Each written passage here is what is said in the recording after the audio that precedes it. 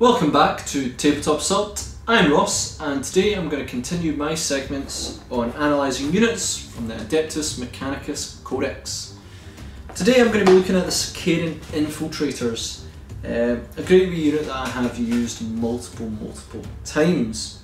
How this review is going to work is that I'm going to basically look at the unit sort of stats themselves, and then the weapon loadouts and options they've got, look at their special abilities they have, and then I'll look at various strategies and ways to use them, both their strengths and weaknesses, along with recommended Forge World rules and stratagems. So with that, let's have a look at their stats. So Sicarian Infiltrators have a movement of 8, which is fantastic. It means they're going to be faster in most things and just move up the board a bit more efficiently. They have a weapon skill of 3+, which is great because they have some they have some close combat options. Bliss skill 3, which again, really nice. Bliss skill 3 means that their shots will connect better from their guns. Strength of 4, which again is pretty good, average, but pretty nice because that does help a lot with the weapons that they do have. Toughness 3, which is dangerous because it does mean they are slightly going to be damaged a bit easier. 2 wounds piece, which is not bad. It's nice to have that additional 2 wounds, just means that multi-damage stuff will target them, and at toughness 3 might make you pay. They have 2 attacks piece, which is painful because at one point they had 3, but they decided not to give it to them anymore. But still, 2 attacks piece is nice. Leadership 6, which is pretty poor, all things considered, and a save of 4+. They can take Principus, which is basically their champion. He has 1 extra attack and brings their leadership up to 7 as well. So it does make them more brave in the morale phase, and also more attacks, which is nice. So they mainly start with a loadout of Stub Carbine and Power Sword. So Stub Carbine is a pistol 3 weapon of ranged 18. Is strength 4, AP 0 and 1 damage. Basically 3 shots at 18-inch range. Not bad. Then you also have a Power Sword.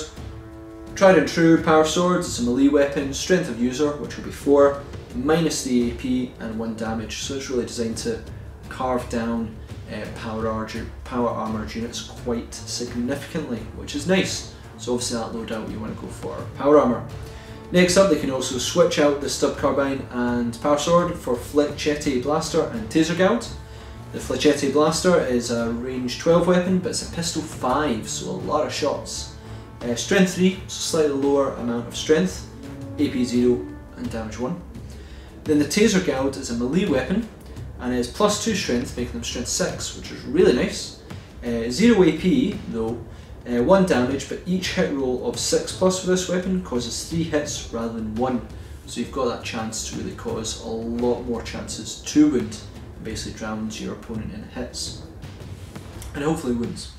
Their abilities are Canticles of the Messiah, standard for Ad Mech, because if you don't have it in a detachment you do lose the Canticles of the Messiah rule. They have Bionics. All models in this unit have a 6+ invul, so having an invul save is nice. 6+ is not the best, but still really nice to have. And they have the Infiltrators rule. During deployment you can set this unit up in concealment instead of placing it on the battlefield.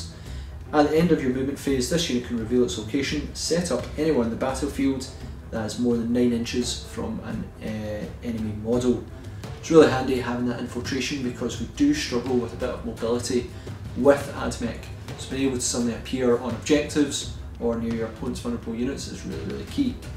They also have Neurostatic Aura. Enemy units within 3 inches of enemy Sicarian Infiltrators must subtract 1 from their leadership. Interestingly, there's no sort of maximum to that, so if you have like multiple infiltrators deploying, you can really start sort of fear bombing away with them as well. But generally the infiltration rule is probably the best thing going there. So I'm going to speak about the sort of 2 main loadouts for these and their strengths and weaknesses of each. So default loadout for infiltrators the default loadout for infiltrators is the Stub Carbine and Power Sword. Due to infiltration rule, they're all but guaranteed to be in threat range of your target with Stub Carbine. Let's say there's nothing wrong with that. It's a pistol 3 at 18 inches, which is essentially in a basic squad about 15 shots, which is not bad. It means I think you're putting out more shots than a tactical means squad for about the same amount of points, except in rapid fire range, which they will get more. However, as harassing as these guys may be ranged, their power swords are where most of the work will get done. Basically, these guys should be, looking out for sort of entrenched power armor foes and assassinate them. So, you kind of want to find your opponent's Devastator squads and try and catch them if possible. Alright, you have to pull out the charge. However, these guys can cause a fair bit of damage if they have sneaked up and successfully making it. Failing the charge, however, will be quite costly because it will put you in a vulnerable position as you're only toughness 3, you're 4-up save with a 6-up invul. So if you do fail the charge, you will be in a vulnerable position of getting blasted away in retaliation. But if you make that charge, you're going to carve up anything you find. Next up is the Hnc Blaster and Taser Goud. The other option for them is my preferred way to load them out. Basically, a 5-man squad can put out 25 shots, which is going to surprise any opponent quite significantly, albeit only at strength 3. And with a reduced range as well, but due to the infiltration rule, you're probably going to be in range. You need 12 inches and you're going to set up 9.5 away, you'll get them all to shoot. Still, 5 guys putting out this amount of shots will hopefully scratch away a few of your targets, which is nice. And the Taser Goud is designed really to take out hordes and light armour quite significantly. Making Infiltrator strength 6 is nice, along with 6 to hit becoming 3 hits instead of 1. Just means that you're going to drown your opponent hopefully in dice. Units like Orcs and Guard and Elder with like low armour save are probably going to feel the effects of this quite significantly. Ultimately, they have the same weakness as before, 4-up save, 6-up invul. If they don't make their charge, the return fire on them to sort of shift them from position will be quite severe. It's important to know that Infiltrators cover something that Ad Mech struggle to in general, and that is mobility. Being able to drop in and have a good mobility means that they have the option of striking at particularly vulnerable areas and gain objectives rather than cause damage. Certainly for myself, in one battle report, I made a bit of a mistake where I decided to use them I infiltrated them in as a shield wall, hoping that they would make their charge and delay an Orc boy unit. I failed, and they were promptly swept off the field. So there was actually a more, a lot of people commented to tell me, there was actually a much more vulnerable unit in the backfield who were holding a really important objective, and I should maybe have gone for them. That is the gift of hindsight, but yeah, sure, I should have not really tried to stop the horde. I should have maybe have gone for the back lines and targeted them there. And certainly with the unit that I was targeting, I would have taken them. So, these guys do have the option of really being a harassment backline unit, because they do put out a lot of shots if you're going with Hnc Blasters and Taser Gouds to go for light units such as Gretchen, as it was in my case, or cultists that may be camping on points. Forge World Dogma rules that recommendations that I'd go with. Mars, as I always begin with that, allowing you to get 2 canticle opportunities on random roll. There's a few options that you can go for here. Shroud Slam is always very helpful because it brings them to a 3-up armour save.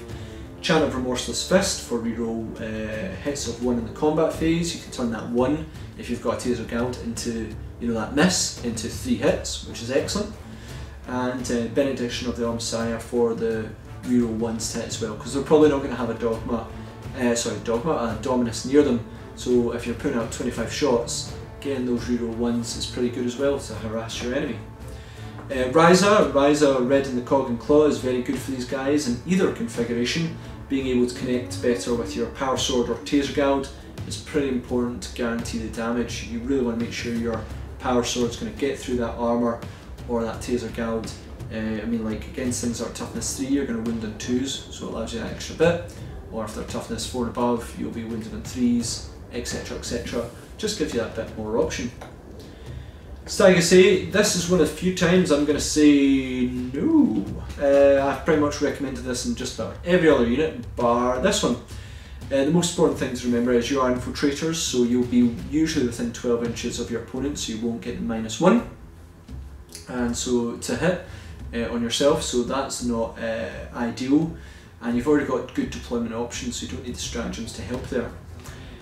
However, it is great for the rest of your army, so it might be the case of your army in the backfield are going to benefit from that. So You know, infiltrators personally won't benefit from synergise. Everything else will, quite comfortably. Stratagems I recommend. Conqueror, Doctrine, Imperative is pretty good for these guys. Being able to hit in 2+ in combat is awesome. But with Taser Guilds, this goes from 6s become 3 hits, its 5+s become 3 hits, so you're adding on a bunch more hits there. This is not bad on infiltrators, but not great seeing as they can't have a data tether, because then you'd have 4-ups would be 3 attacks police, and that would be scary. But no, they can't have data tethers. It is only 1 command point, and maybe it's better suited elsewhere, possibly on Dragoons, but it's still worth noting if you do have them to sell it for Taser Guilds, it's going to be a great addition. Another one is Acquisition at any cost. Is a stratagem I thought works really well here. For instance, you draw a card that requires you to take an objective. Well, sneak these guys in, sell an objective, and you know, or force your opponent off them if you have to charge them. And if it's in cover, even better, because you're in with Shroud Slam, or if they've got Shroud Slam or cover, these guys get +1 to their armor save due to requisition at any cost, giving you a 2-up save. So they're going to be hard to move when shooting at them, and an extra attack, bringing them up to 3 attacks apiece or 4 on the Princeps. So if you want to charge them, they're going to really strike back quite hard as well. Basically, if you want to get an objective, you know, you need to claim that one. These guys can jump in, get a good armor save possibly if you've got cover, and also strike back if your opponent decides to target them through melee. So that's it for the Sicarian Infiltrators. I think a very solid unit for what they do, bring mobility and harassment and loads of shots and a good chance to do a good deal of hits or power swords. Let us know if you've had any experience with them where you haven't messed them up like I did in one battle report, any time that they've infiltrated and done an epic sort of jump in, or how would you field them, how best do you field them? Let me and other viewers know. So thanks again for watching, guys. Please check us out on social media where we put up our projects, humour, community posts, etc. And please comment, share, like and subscribe. So thanks again, and we'll see you on another Tabletop Assault Battle Report.